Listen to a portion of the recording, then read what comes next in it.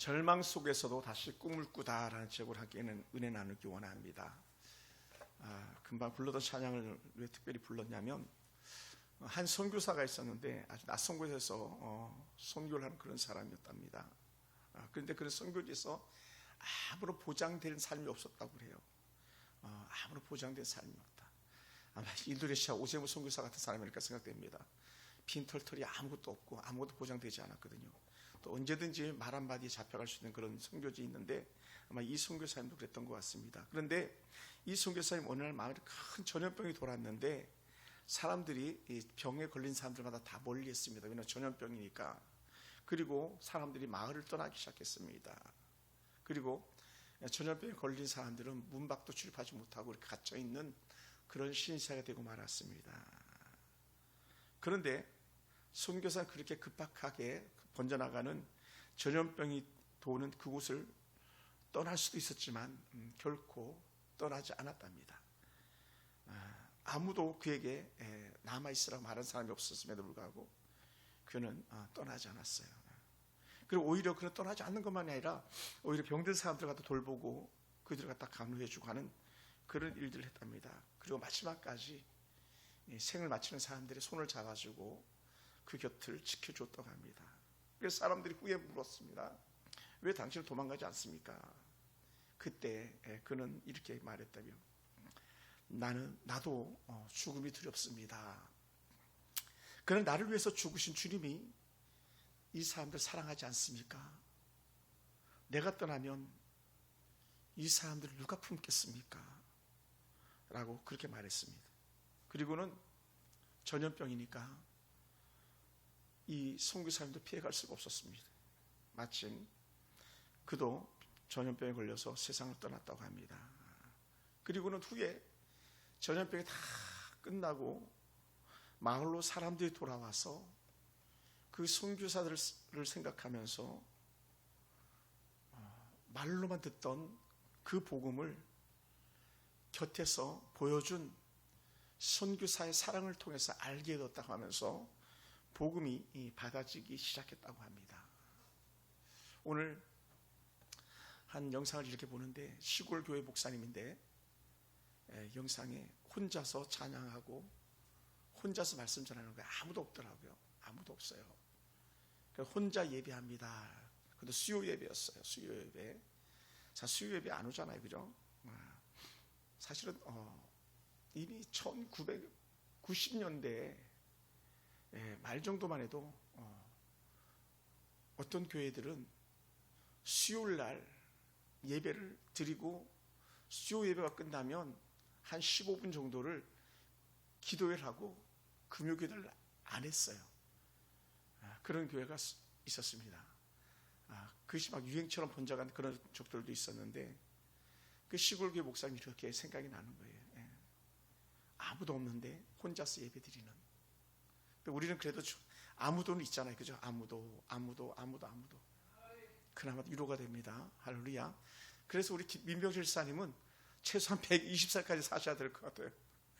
이 귀한 차를 빛내시기 위해서. 우리 김기수 사님도 한 150살까지 사셔야 될 것 같아요. 그래서 교회가 안 없어지지 않겠습니까? 네. 아멘. 우리 하은이 200살까지 할까? 어쨌든 좋습니다.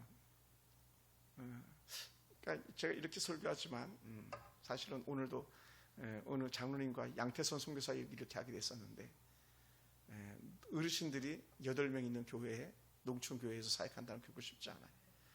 그런데도 감사하게도 시지난 중간은 총시 남성 중창단이 와가지고 그 곳에서 같이 예배드리고 찬양하는 걸 이렇게 사진에 올린 걸 제가 이렇게 보았었습니다. 자, 외로움의 길이죠. 병만 안 들었지, 전염병만 안 들어왔지, 어찌 보면 이 현장도 그 현장도 선교사님 같은 순교의 현장이지 않을까 생각됩니다. 그렇다면 오늘 우리는 조금이라도 위로가 되기 위해서 말씀드리고 싶다면, 우리 하은이가 선교사고 본인은 싫을 수도 있겠지만 우리 사모님이나 우리 하영이도 선교사고 민지수사님도 또 오지 않았지만 김기수사님도 저도 선교사로서 전염병이 돌고 있는 이 지역을 지킨다고 생각한다면 오늘 하나님 앞에서 큰 위로가 되지 않을까 생각됩니다. 선교사는 전염병에서 죽었죠. 우리 전염병에 대해서 죽을 일은 없잖아요. 최소한 우리 그래도 하나님께 주신 천수를 다 누릴 사람들이 아니겠습니까? 그런 면에서 참 귀한 은혜가 될 줄 믿습니다. 수상궁은 아주 화려한 그런 궁궐이었을 것입니다. 그 시대 최고의 그 부를 자랑하던 그런 나라였으니까. 페르시아 문화하면 또 만만치 않은 그런 문화들 아니겠습니까? 그런데 그 휘황찬란한 궁궐 속에서 최고의 지위를 가지고 있는, 그것도 폐위된 왕비의 뒤를 이어가지고 왕비가 된 한 여인이 그 좋은 궁궐 속에서만도 평안할 수가 없는 그런 상황들이 생긴 겁니다. 상황이 생겼어요. 좋은 옷을 입고 있지만, 좋은 상 차려줘서 먹을 수는 있지만, 그러나 그 심정은 결코 편하지 않은 그런 곳이었습니다.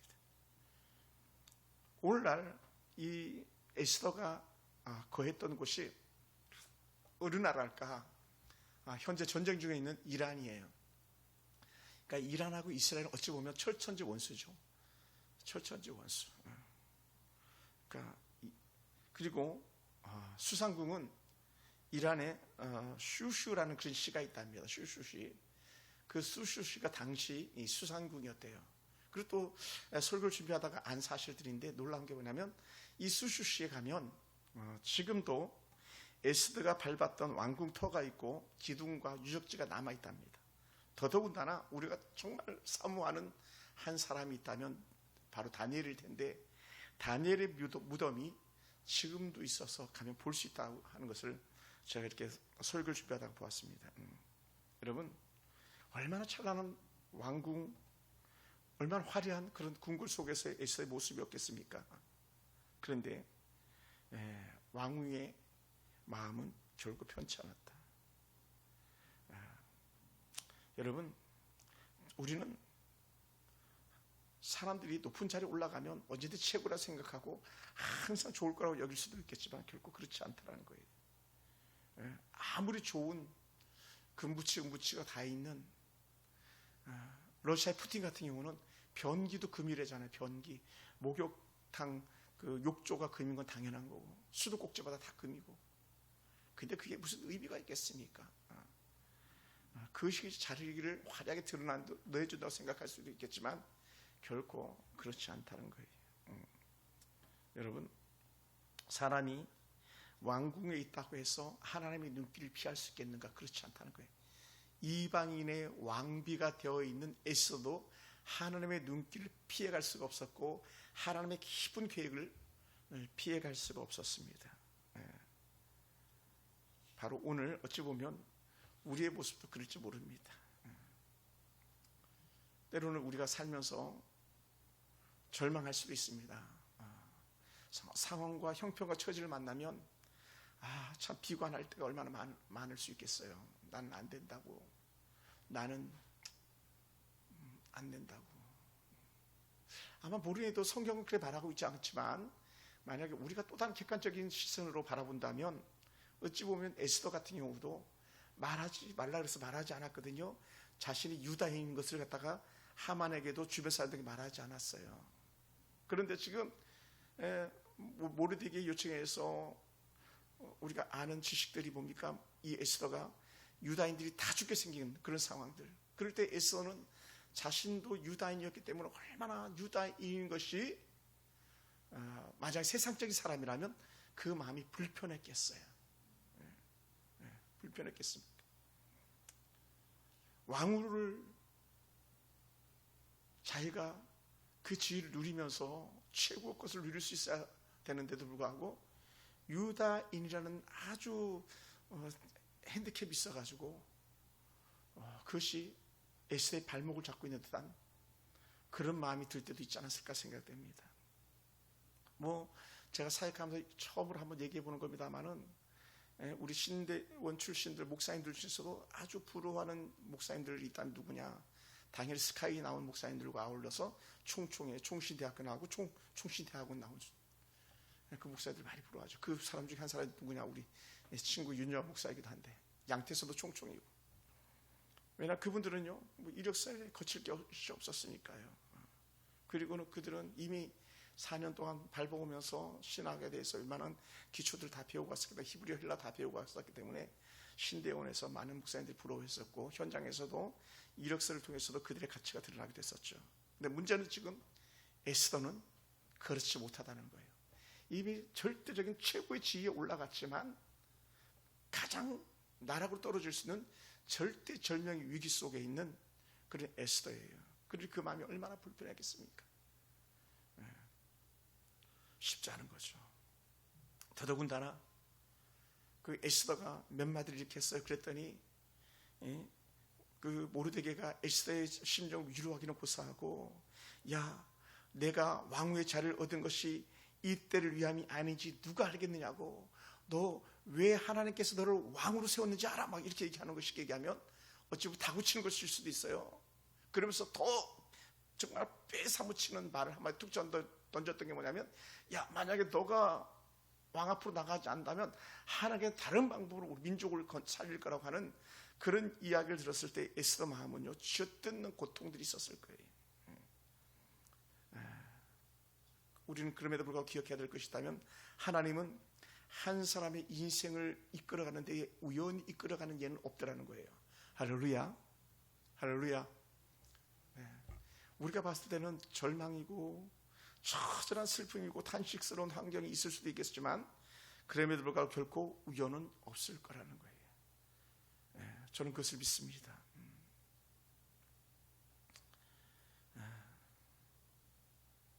왜 그런가? 하나님은 우리가 생각한 것보다 훨씬 더 깊이 있게 일을 하시는 그런 분이죠. 그렇게 지난 주 중에는 제가 그 요나서를 많이 묵상을 했는데 요나를 많이 생각했어요. 도망가는 요나를 끝까지 추격하셔가지고 하나님께서 처음 계획했던 뜻대로 니느웨를 보내시고야 마는 하나님의 직성이 풀리는 그런 하나님이셨는데, 오늘 본문 속에서도 하나님은 끝내 포기하지 않는 그런 하나님인 것을 우리는 알게 돼요. 특히 우리가 좀 더 주목해야 될 것은 이 에스더는요 주전 약 463년경에 기록했다고 이렇게 얘기하고, 뭐 저자는 흔히 모르드게가 기록했을 거라고 추론합니다만은 그런 시대에 이방에서 쓰여진 책이지만 유난하게 성경 속에 등장하지 않는 단어가 있다면 야훼라는 단어, 여호와라는 단어가 등장하고 있지 않다는 거예요. 특별하게. 그런데도 불구하고 그 속에서는 철저하게 하나님의 계획들이 이루어져 가고 있음을 우리에게 보여주는 거죠. 여러분, 우리가 살면서 때로는요 우리 하나님이 아무것도 하지 않는 것처럼, 사막이 완전히 적막하게 어둠으로 짙어진 것처럼 아무도 나를 도울 자 없는 것 같음에도 불구하고 우리는 꼭 기억해야 될 것이 있다면, 예를 들어서 에스더서를 통해서나 혹은 다니엘서를 통해서 이렇게 살펴볼 때마다 우리 기억해야 될 게 뭐냐면, 여전히 뒤에서 우리를 돕고 계신 하나님, 우리의 배경이 되어주고 계신 그 하나님을 바라본다면요 우리는 결코 실망하지 않을 수 있습니다. 여러분, 가끔은 잠이 오지 않는 그런 숱한 밤을 보낼 때 있었을 텐데, 그것은요 우리만 그런 게 아니라 당시 아마 에스더도 그랬을 것이고 이 당시의 왕도 마찬가지 이 잠을 이루지 못하는 그런 상황들을 맞이합니다. 그리고 최고의 지도자 반열에 있는 모르드게 같은 사람들도 피나는 눈물 속에서 미래에 대한 불확실한 상황 속에서 견뎌내야 하고 또 그 길을 돌파해야 될 책임이 있었던 것처럼, 오늘 우리 역시 마찬가지 이 시대 앞에서 우리 유다인들은 아니지만 오늘 유다인들과 같은 우리 교회 성도들이나 이웃의 사람들을 바라보면서 우리는 하나님의 깊으신 뜻을 헤아리고 그 안에서 살 수 있도록 우리 몸부림쳐야 될 줄 믿습니다. 할렐루야. 그것이 제가 가진 몫이고 오늘 우리 교회가 감당해야 될 몫인 줄 믿습니다. 그러므로 우리는 다시 한번 이 에스더를 생각할 때마다 하나님께서 이끄시고 계시다, 하나님이 숨어 계신 것 같지만 숨어 계신 하나님께서 오히려 더 크게 드러내고 계시다라는 걸 갖다가 우리가 에스더를 볼 때마다 중심으로 잡고 간다면, 우리가 어떤 절망적인 상황 속에서도 또 어떤 삶에 포기하고 싶은 그런 마음이 들 때도 또 또 도대체 나의 미래는 어떻게 될 것인가 하는 그런 불확실한 마음이 들 때도 우리는 그럼에도 불구하고 한 발걸음 한 발걸음 자리를 옮겨 놓을 수 있는 줄 믿습니다. 할렐루야. 우리 목사님 그러다가 목사님 내가 딸을 시집 보냈는데 딸이 아이를 갖지를 못했었어요. 얼마나 조바심이 났는지 모릅니다라고 그런 얘기를 합니다. 또 아들을 장가를 보냈는데 부인이 아이를 가지면 유산하고 하다가 아이가 이제 또 다시 낳았는데 자꾸 문제들이 생겨가지고 늘 전화로 자기 며느리에게 전화로 매일 저녁 9시만 되면 전화를 해줬대요. 또 전화해주고 그때 마침내 아이가 순산해서 잘 자라고 있는 그런 중이 됐는데, 여러분 살면서 우리는 인생이 때로는 흐리고 때로는 화창하고 이런 날들이 반복되고 있을 때에 우리는 그럴 때마다 우리가 뭘 바라봐야 되냐면 여전히 하나님을 바라봐야 되는 그런 영적인 시각이 필요한 줄 믿습니다. 할렐루야. 그러므로 우리는 절망은요 끝이 아니라 또다시 하나님께 나를 부르시는 그런 은혜의 자리인 줄 믿으시기 바랍니다. 여러분 말이 그렇지 유다인들이 전멸될 그런 지경이었지 않습니까? 이 아주 악한 하만이라는 사람에서 유다인이 전멸될 수 있는 그런 상황 속에서, 그것도 이미 조수가 내려져가지고 모시가 되면 다 죽여야 되는 그런 상황 속에서 죽어야 될 사람들은 얼마나 두렵고 떨림이 있었겠습니까? 우리는 상황을 알지 못하지만 그냥 영화나 다큐나 그냥 사람들의 말로 듣는 그런 얘기지만, 히틀러가 유대인들을 갖다가 600만 명이나 죽였다는 얘기를 들을 때마다 우리는요 사실은 몸소리 쳐줘야 되는 거고요. 살아있는 유대인들은 그때 그 시간을 갖다가 평생 지울 수 없는 고통이었을 거예요. 근데 중요한 것은 지금 히틀러가 그렇게 했던 것처럼 당시 하만이 그렇게 하고자 하는 그런 모든 왕의 도장이 찍힌 그 편지를 갖다가 갖고 다 전달하고 말하지 않습니까? 그럴 때에 우리는 한 사람의 모습을 통해서 우리 배움이 필요합니다. 그러니까 우리 인생 문제가 생길 때마다 우리 이 사람을 꼭 기억했으면 좋겠어요. 생명의 위경이 닥칠 때마다 우리는 한 사람 모르드게를 기억하라라는 거예요. 할렐루야. 한번 따라합시다. 모르드게를 기억하라. 하만의 악한 꾀론에서 왕의 도장이 찍힌 서신이 온 사방에 다 전해진 걸 알았어요. 그 페르시아 황제가 정말 통치하는 128도에 다 전해지고 말았습니다. 그럴 때에 모르드게가 해야 될 일은 뭐냐? 다른 말로 하면 그러한 상황 속에서 우리가 해야 될 일은 뭐냐 했을 때에 모르드게 통해서 우리가 보여주는 것이 있다면 바로 베옷을 입고 금식하며 통곡하며 기도했다는 거예요. 할렐루야. 먹기를 포기하고 가장 불편한 베옷을 입고 하나님 앞에 금식하며 기도했다. 이럴 때에 만약 우리가 에스더라면 어떻게 할 것인가? 만약 내가 에스더라면 유다인들이 다 죽어나갈 때에 에스더는 그래도 출신 성분을 모르고 있으니까 살 수 있잖아요. 그런데도 불구하고 에스더의 마음은 그렇지 않았다는 거죠. 우리는 오늘 한국 교회가 그런 것 같아요. 또 많은 가정들이 그럴 수도 있겠습니다. 나만 괜찮으면 된다고, 우리 교회만 괜찮으면 된다고, 우리 자리만 안전하면 된다고 생각하고 그렇게 나갈 때가 많더라는 거죠. 안산 동사교회 김인주 목사님이 그 교회 부목자 출신들하고 이렇게 식사하고 교육하고 기념사진 찍은 것 갖다가 우리 동기 목사님이 이렇게 올렸더라고요. 그러면서 안산 동사교회 출신 부목사들이 나가서 교회를 세운 그 은혜 흔적들을 갖다가 써놨는데 한 20명 정도가 모여있는 걸 이렇게 사진을 보았습니다. 그러면서 많은 목사님들이 이렇게 써놨어요. 우리에게 이렇게 좋은 지도자, 스승이 있다는 것 자체가 감사하다. 그런 고백을 이렇게 해놨어요. 여러분, 그들은 지금 안전하죠. 그러나 수많은 교회들이 지금 안전하지 않습니다. 수많은 가정들이 현재 안전하지 않습니다.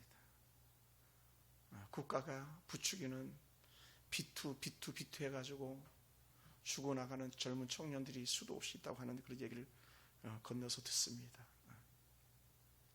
우리는 단지 그것이 하만만 아니었을 뿐이지 오늘 이 시대도 역시 하만처럼 우리의 삶을 위협하는 수많은 문제거리들이 생긴다는 거죠. 어떤 사람은 질병, 어떤 사람은 관계, 어떤 사람은 경제적인 문제들, 다양한 문제들이 총체적으로 각 사람들 압박할 때에 나만 아니면 돼, 우리 교회만 아니면 되라고 안위했다가는 함께 공멸하게 될 것입니다. 그러니 하만이 모르드게 했던 말이 뭡니까? 너는 왕궁에 있다고 너 혼자 안전할 거라고 생각하지 마라. 너는 안전할 거라고 생각하지 마라. 여러분, 중요한 것은 뭐냐면요, 우리가 꼭 기억해야 돼요. 세상은요, 안전한 곳은 단 한 곳도 없다는 거예요. 우리가 보기에는 안전한 것 같지만 안전한 곳이 한 곳도 없습니다. 지금 가장 강력한 힘을 가지고 있는 미국이라 할지라도 미국에 가보면요, 얼마나 불안전합니까? 주유소 기름 들어 가보면은 완전히 주유소 돈 받는 데가 막 채창살이 있고 겨우 요만한 창고 안에다가 거기서 주고받고 하는 그 정도가 전부입니다. 조그만 미국에서 건너가서 멕시코 가보니까 거기는 모든 집이 다 이중으로 쇠창살을 다 해놨어요. 그리고 집 들어가는 문은 다 3중으로 자물통을 걸어놨더라고요. 안전한 곳은 없습니다. 나만 안전하면 된다, 그렇잖아요. 돈 안전하지 않습니다. 건강 안전하지 않습니다. 내 친구가요, 우리 정우예요, 이정우. 최근에 장정구 사고 난 친구가, 정우가 야 재웅아 건강 지켜야 돼, 건강. 그러면서 같이 막 자전거도 타자 그러고 막 그랬었던 친구예요. 그리고 자기 매일 헬스장 가가지고 2시간씩 운동하고 또 남는 시간에 자전거 타고, 그리고 돈도 많은데 상가도 많이 가지고 있으니까 근데 또 막 계속 공부해가지고 자격증 따가지고 필요도 없는 자격증인데도 불구하고 또 딴다 그러면서 하고 그랬었습니다만, 교통사고 나가지고 누워있으니 뭐 무슨 건강이 의미가 있겠습니까? 여러분, 우리는 어느 곳에 있든지 안전하지 않는데 진정한 안전한 곳은 우리 하나님 은혜밖에 없습니다. 하나님 품 안에 들어갈 때만이 가장 안전한 곳입니다. 주님의 손길 안에 있을 때 그곳이 안전한 것이지, 그곳에서는 잃어도 좋은 것이고 얻어도 좋은 것이고 가장 좋은 것이지 그 외에는 우리에겐 영적 대안이 없습니다. 여러분, 그래서 오늘 모르드게가 에스더를 향해서 이렇게 말합니다. 13절 보면요, 모르드게가 그를 시켜 에스더에게 해답하되 너는 왕궁에 있으니 모두 유다인 중에 홀로 목숨을 건지려 생각하지 마라. 이때 내가 만일 잠잠하여 말이 없으면 유다인은 다른 데로 말미암아 노임과 구원을 얻으리라, 이렇게 말해요. 다른 곳으로 말미암아 다른 통로로 우리 백성들은 살아날 건데 너가 하지 않는다면 하나님은 다른 손길 통해서도 반면 구원할 것인데, 이런 말을 하고 있는 거예요. 그런데 너와 네 아버지 집은 멸망할 거야. 아주 무서운 말 하는 거예요. 아주 그냥 완전히 협박하는 거죠, 협박. 야 에스더가 너가 안 나서잖아. 그러면 다른 사람 통해서 우리는 반드시 살아난다, 하나님 안에서. 근데 너희 집은, 너희 아버지 집은 완전히 망할 거다. 이런 말을 들을 때 우리는 아주 불편할 수 있어요. 오히려 이런 말을 들으면 우리 같은 경우 어떻게 더 발끈해가지고 그런 삼촌 맘대로 해봐 막 이렇게 나올 거예요. 아니면 아빠 맘대로 해봐, 당신 맘대로 해봐 이렇게 나올 거예요. 정말 그를 한번 보자 하면서 우리 뒤로 물러나서 구격이 될 수도 있었을지 모릅니다. 그런데 여기서 우리가 한 문장을 다시 한번 본다면, 내가 이때에 잠잠하면 다른 데로 말하면 구원을 얻으리라 할 때에 이 구원을 얻으리라 하는 전체 단어가 건짐을 얻을 것이다, 숨 쉴 틈을 얻게 될 것이다 라고 하는 그런 원어적 의미를 가지고 있어요. 너가 아니어도 우리는 숨 쉴 수 있어. 너가 아니어도 우리 살아날 수 있어. 너가 아니어도 하나님은 우리를 여실 거야. 이게 모르드게의 확실히 찬 신앙의 고백이죠. 그러니까 모르드게는 정확하게 하나님이 어떤 분인지를 아는 거죠. 하나님의 구원 역사를 아는 거예요. 그러니까 유대인들이 그렇게 이스라엘 유대인들 갖다가 지켜내시는 하나님의 은혜를 경험하면서 아무런 정말 그렇게 히틀러가 유대인들을 다 죽이고 또 죽여도 오히려 그 전화위복이 돼가지고 이스라엘이 대한민국이 함께 해방되듯이 이스라엘이 이런 조국을 되찾았잖아요. 놀라운 은혜거든요. 말도 안 되는. 그러니까 세상적 히스토리 속에서 이스라엘이 독립을 한다, 이건 상상할 수 없는 그런 이야기였거든요. 근데 하나님께서는 그렇게 수많은 유대인들을 히틀러의 그 손에서 죽게 하시더니 오히려 나라를 세워 가시는 하나님의 손길을 바라보고 있다는 거예요. 그 놀라운 역사가 아닐 수가 없습니다. 더더군다나 내가 왕후의 자리를 얻은 것이 이때를 위함이 아닌지를 어떻게 알겠느냐, 누가 알겠느냐 이렇게 말하는데, 이때가 바로 어떤 때냐 했을 때에 바로 결정적인 순간을 얘기하는 거예요. 결정적인 순간. 하나님께서 특별히 준비하신 결정적 순간. 어떤 순간? 바로 지금 민족을 구원하기 위해서 너를 왕비로 세운 거다, 이렇게 말하는 거예요. 할렐루야. 민족을 해서. 가끔은 우리 동기 목사님들이 이런 얘기를 저한테 많이 해요. 목사님 좋겠다고, 목사님은 정말 부럽다고 막 그래요. 왜 그러냐, 목사님은 반주자가 딸이 반주해 주니 얼마나 좋습니까? 목사님 따님이 앞에서 찬양해 주니 얼마나 좋습니까? 이런 얘기를 참 많이 해요. 그러면 저는 이렇게 말할 수 있는 거예요. 바로 우리 교회를 위해서 하나님께서 딸들에게 찬양하는 재능도, 반주하는 재능도 하나님께서 주셨다라고 여긴다면 여러분에게 큰 위로가 되길 주님으로 축원합니다. 할렐루야. 아멘. 쉽지 않지만 사모님이 그렇게 힘겨운 시간을 보내고 있지만 아마 사모님이 가지고 있는 그 수고와 애씀 때문에 그래도 우리 교회들이, 성도들이 위로받고 또 성도들이 또 해마다 늘어나서 세례도 받고 하는 그런 일들이 있지 않는가 생각되는 거예요. 그러니까 오늘 이 설교를 준비하면서 마음에 내일에 대한 소망이 없었다면 어떡할 뻔했겠는가, 주변에 동역자들이 없었다면 어떡할 뻔했겠는가, 막 이런 생각이 드는 거예요. 또 어떤 사람은 그러는 거예요. 저한테 어느 장로님이, 목사님 참 올해도 잘 참으셨네요, 그랬대요. 결코 쉽지 않은, 여러분 기억하세요. 오늘 왜 내가 우리 집의 딸로 태어났는가, 또 우리 교회 사랑하는 귀한 성도로서 찬양하고 반주하고 또 피아노도 연주하고 또 컴퓨터도 할 수 있는 은혜가 있는가, 그리고 막 세상길로 나가서 헤매지 않고 그래도 이렇게 수요일날 아무도 찾아오지 않는 그런 성전에서 자리 지키고 있는가. 때로는 억울할 수도 있겠지만 그럼에도 불구하고 하나님께 감사할 수 있는 그런 마음 갖기를 주님을 축원합니다. 하나님께서 가장 좋은 것으로 위로해 주실 줄 믿습니다. 할렐루야. 할렐루야.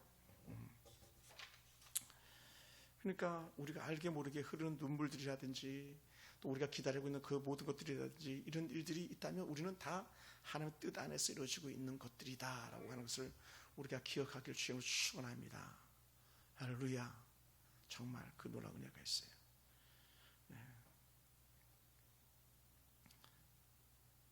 그러면서 우리가 또 기억해야 될 것이 있다면 에스더에게는요, 모르드게의 말을 들었을 때에 가지고 있는 속에 있는 아픔이 있어요. 뭐가 있습니까? 두려움이죠. 왕 앞에 나갔다가는 죽는 것, 언제든 죽을 수 있는 두려움, 죽을 수 있는 두려움. 왕이 불러야만, 우리가 흔히 아는 것처럼 왕의 지시봉을 내밀어야만 누구든지 그 앞으로 나올 수 있는데 자기가 자의적으로 나간다? 그 말도 안 되는 거죠. 그럴 수가 없는 거예요. 여러분 상상을 한번 생각해봐요. 내가 모시던 사령관님도 부르지 않으면 그 앞에 나갈 수가 없었어요.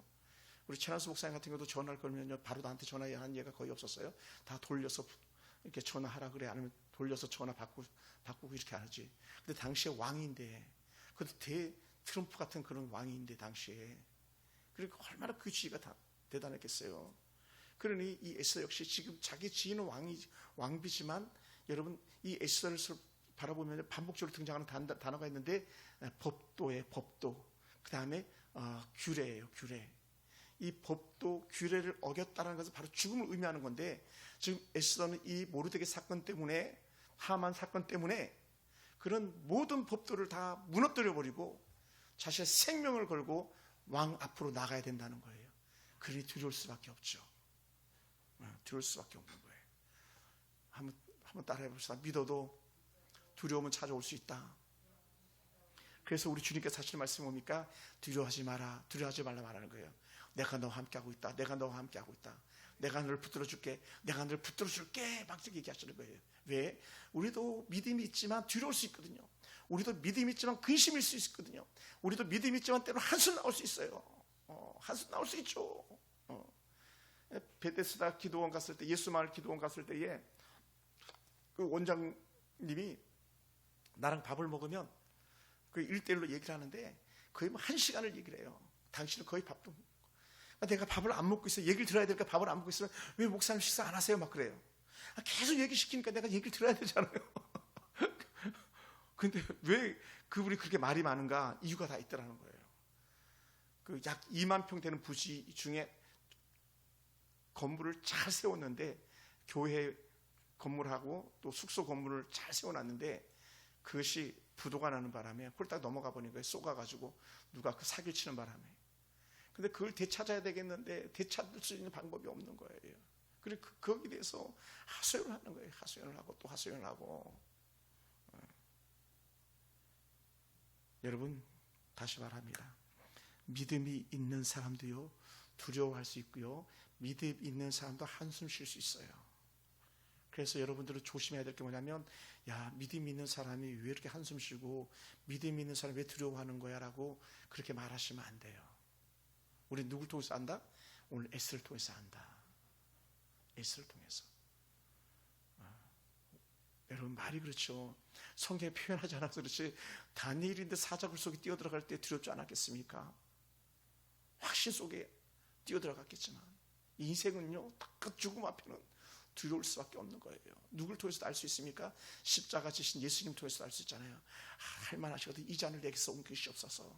그 천하의 예수님도 죽음 앞에서 그 채찍질과 핍박 앞에서 두려워하셨고, 어찌 보면 그 고통의 잔을 갖다가 피하고 싶었던 주님의 모습인데, 하물며 오늘 에스더야 말할 것도 없는 거죠.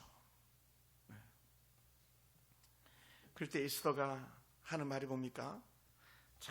참 멋진 에스더예요. 하만의 윽박지름에 결국은 에스더도 결국은 말하게 돼요.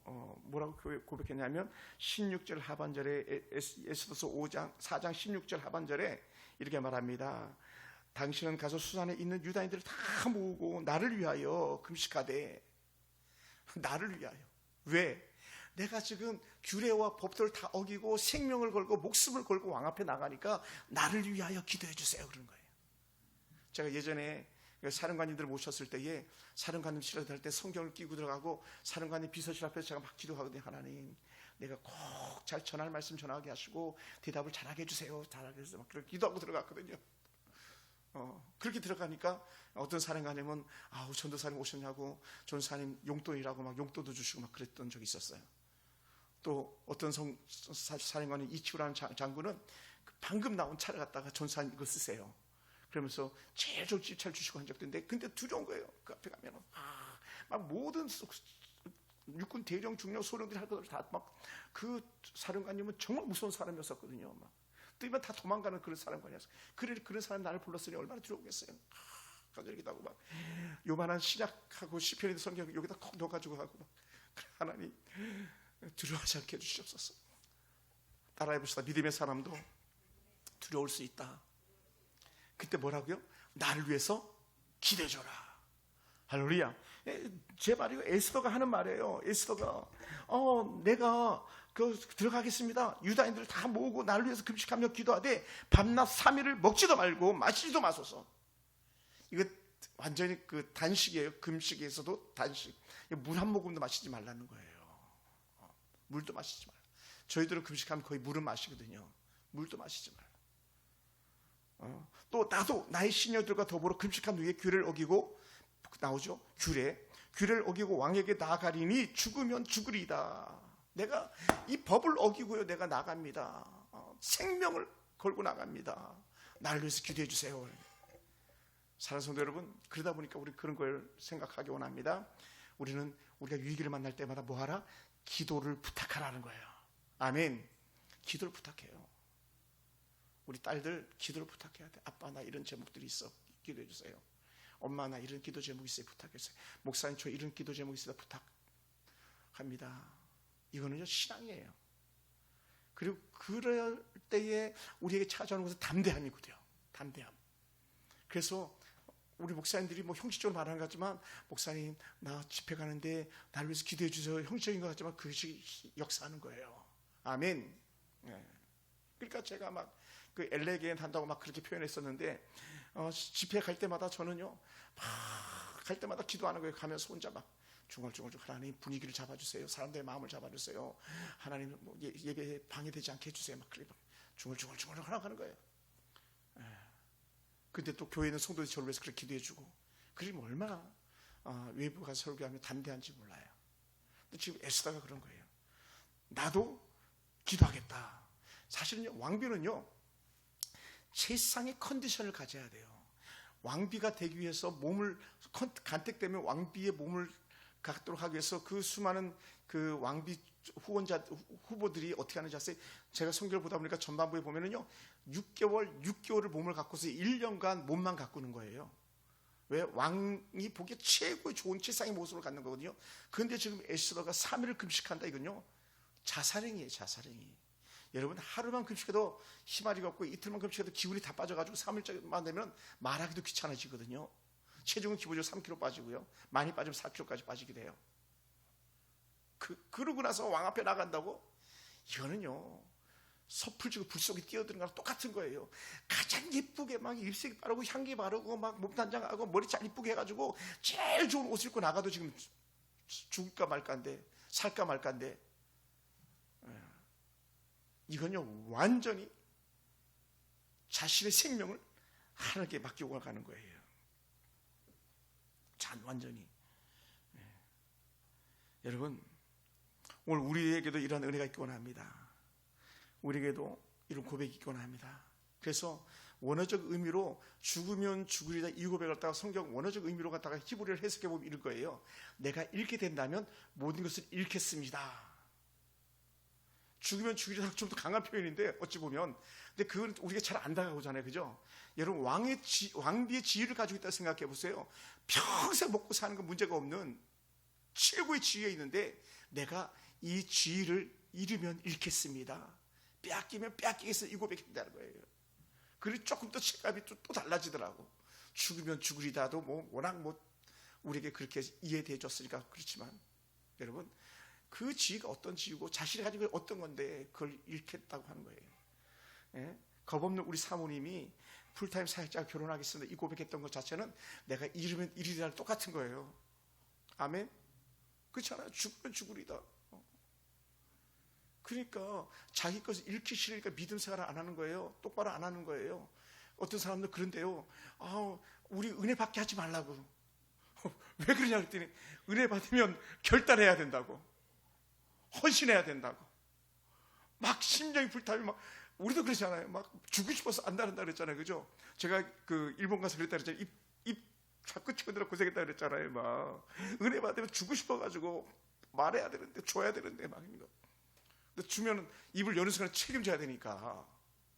여러분, 오늘 우리가 죽으면 죽으리라 고백 속에서 우리가 모든 걸 갖다가 다 내려놓는 거예요. 그것이 믿음의 결단이고 무모한 도전인 것 같지만 하나님께서 그 힘을 대한 확신에 찬 믿음이었던 거죠. 할렐루야.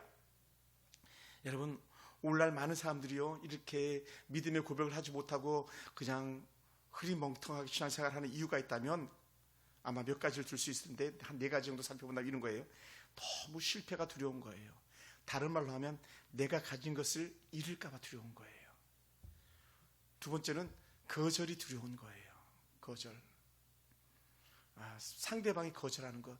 제가 그랬다 그랬잖아요. 제가 초기에 그런 설교를 많이 했어요. 거절하는 것에 대한 두려움. 여러분 아세요? 선택받지 못한 것들에 대한 두려움. 우리 하은이는 이력서를 내봤으니까 알 거예요. 내 이력서가 선택돼야 되는데 선택되지 못하면요 그냥 떨어지면 또 다른데 또 다시 이력서를 해야 되잖아요. 또 다시 면접 보러 다녀야 되잖아요. 초이스, 선택받지 못한 것에 대한 두려움. 예전에 통영에 가서 그 손을 한 교회에서 2번을 어쩌다 보게 됐는데, 장로들이 밥 먹으면서 단 한마디도 이야기 안 하는 사람들.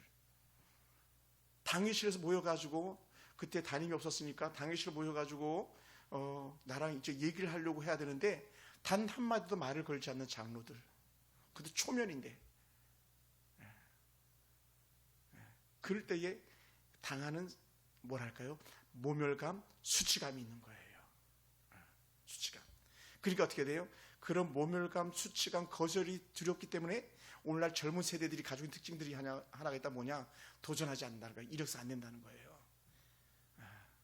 그러니까 아르바이트 하면서 그냥 그 PC방에서 아르바이트하고 노래방에서 아르바이트하고 그냥 그 CU 편의점에서 아르바이트 하는 걸로 그냥 햄버거 싸는 걸로 아르바이트하고 더 이상 어떤 지위에 대해서 꿈을 꾸지 않는다는 거예요. 왜? 거절에 대한 고통이 큰 것을 그들이 알기 때문에. 그러나 거절이 두려워서 도전하지 않는다면 아무것도 할 수 없는 거죠. 우리는 얼마나 많이 손해봅니까? 그러니까 죽으면 죽으려 이 고백 뭐래요? 다시 말하면 이거예요. 내가 손해본다면 손해보겠습니다. 이거예요. 손해본다면 손해보겠습니다. 내 생명을 빼앗아간다면 생명 내놓겠습니다. 그런데 사람들은 그렇지 않는 거죠. 손해보는 게 싫은 거죠. 손해보는 게 싫은 거예요. 자기 것을 쓸 수 있어요. 그러니까 막 자기 돈 쓰기 싫어하는 사람들 있잖아요. 자기 시간 쓰기 싫어하는 사람들 있잖아요. 대부분의 사람들 그러죠. 그리고 새로운 스타트, 뉴 스타트라고 말하는 새로운 시작이 두려운 거예요. 어찌 보면 저도 그럴지도 몰라요. 핑계는 돈이지만, 핑계는 이것저것 있지만 어찌 보면 저도 새로운 시작이 두려웠는지도 모릅니다. 뭐 누구든지 예가 없죠. 그런데 우리 하나님께서 뭐라고 말씀하십니까? 얘야, 그 실패보다, 그 거절보다, 그 손해보다, 그 새로운 뉴 스타트보다 내가 더 크다라는 거예요. 너가 왕 앞으로 나갈 때에 내가 너를 책임져 주리라고 하는 영적 확신을 에스더가 금식하며 기도하는 동안에 허락할 거라는 거예요. 할렐루야. 네, 여러분, 그럼 오늘 기억하기 원합니다. 여러분 자신을 위해서 기도하시기 바라고, 여러분 주변의 형제 자매들을 위해서 기도하시기 바랍니다. 그래서 함께 승리의 길을 찾아낼 수 있게 되기 원합니다. 누구보다도 더 에스더의 마음을 잘 아시는 분은 우리 하나님이신 것처럼, 우리가 잘 아는 영적 결론, 에스더가 마침내 왕 앞에 나갔을 때에 왕이 이 에스더의 나옴을 허락했고, 에스더를 통해서 완전히 반전시키는 역대기를 읽고 역대기를 통해서 하만이 오히려 죽음의 길로 나가는 그런 새로운 시작을 열어가시는 그런 하나님인 줄 믿습니다. 그러다 보니까 이렇게 고백할 수 있어요. 때로는 힘들고 어렵지만 내가 기도하겠습니다. 때로는 힘들고 거칠 수 있지만 내가 때로는 급한 상황 속에서는 금식하며 기도하겠습니다. 고백하는 거예요. 할렐루야. 할렐루야. 왜 그렇습니까? 모든 일들 가운데 우리는 뭐 늘 상투적으로 하는 이야기일 수 있겠습니다만은 우리는 결코 기도 없이는 우리가 할 수 있는 게 아무것도 없다는 거예요. 하나님 은혜의 말씀 없이는 우리가 판단할 수 없습니다. 다른 말로 하나님의 말씀을 알지 못하면 우리 변별력 혹은 분별력을 가질 수가 없다는 거예요. 기도하고 말씀에 사로잡힐 때에 하나님의 뜻을 갖다 분별할 수 있다는 것이죠. 이 둘이 하나가 됐을 때에 하나님께서 그때 일하시는 거예요. 그런 에스더의 모습은요, 후에 예수님의 모습이었던 거죠. 아버지여, 이 잔을 내게서 옮기시옵소서는 두려웠던 마음이라면, 그러나 나의 원대로 마옵시고 아버지의 뜻대로 하시옵소서. 이것은 에스더의 후반의 고백, 내가 죽으면 죽으리다, 이 고백이 아닐까 생각됩니다. 물론 제가 인위적으로 이렇게 연결고를 가져봅니다. 사랑하는 성도 여러분, 우리가 살면서 그런 거예요. 하나님, 주의 뜻이 이루어지기 원합니다. 그 고백을 우리가 기억하기 원합니다. 사랑하는 성도 여러분, 오늘 우리가 누가 지금 자신의 처지를 비관하면서 힘에 겨워하는 사람이 있습니까? 나는 안 되니까, 나는 못하니까, 나는 안 갈 거야 라고 생각하는 사람들이 있다면 우리 하나님의 은혜를 생각해 보시기 바랍니다. 하나님은 살인자의 모세도 간음자인 다윗도 사용하셨고, 예수님 면전에서 3번이나 저주하면서 분했던 베리도도로 마침내 쓰시는 그런 하나님이셨습니다. 그렇다면 오늘 우리는 모세처럼 실패해 본 적도 없고요, 다윗처럼 간음해 본 적도 없고요, 또 베드로처럼 예수님을 부인해 본 적도 없는 사람들이 아니겠습니까? 그렇다면 우리는 뭐가 모자라겠습니까? 다시 한번 그런 은혜 가운데서 우리가 다시 하나님 앞에 기도하면서 오늘 여러분이 가지고 있는 장래의 꿈과 소망을 향해서 한 걸음 한 걸음 더 내딛는 은혜가 있길 주는 축원합니다. 다시 하나님을 향하여서 한 발을 더 내딛고 다시 벌떡 일어나서 한 걸음 앞으로 나가는 꿈의 도전자가 되길 주는 축원합니다. 말씀을 마무리합니다. 애트란 단어가 바로 때란 시간이라는 단어인데 히브리어로 지금 그 시간은 결코 우연이 아니었다는 것. 에스더가 금식하면서 내가 왕 앞에 나가겠다 고백했던 것이 결코 헛되지 않았다는 것. 그리고 결국 그가 믿고 나갔던 것이 하나님의 반전 역사로 에스더와 모르드게의 대승리로 마침표를 찍는 것을 우리가 안다면 우리도 이 에스더의 영적 승리의 모습을 닮아갈 수 있기를 주의로 축원합니다. 사랑하는 성도 여러분, 말씀을 마무리합니다. 다시 우리가 승리를 기대합시다. 그리고 승리를 위해서 또 새로운 꿈을 위해서 한 걸음 더 도약하는 그런 은혜가 있기를 원합니다. 그래서 저는 지난 주 중에 새로운 비전에 대해서 7개 설교를 하려고 나름대로 시리즈를 준비하고 있는 중이었습니다. 다시 꿈을 꿔야 되겠다, 이런 고백을 하면서 한 편 한 편을 준비하려고 합니다. 여러분, 새롭게 우리가 승리할 수 있도록, 새로운 영적 도전이 일어나도록 우리가 함께 기도할 수 있기를 주로 축원합니다. 할렐루야.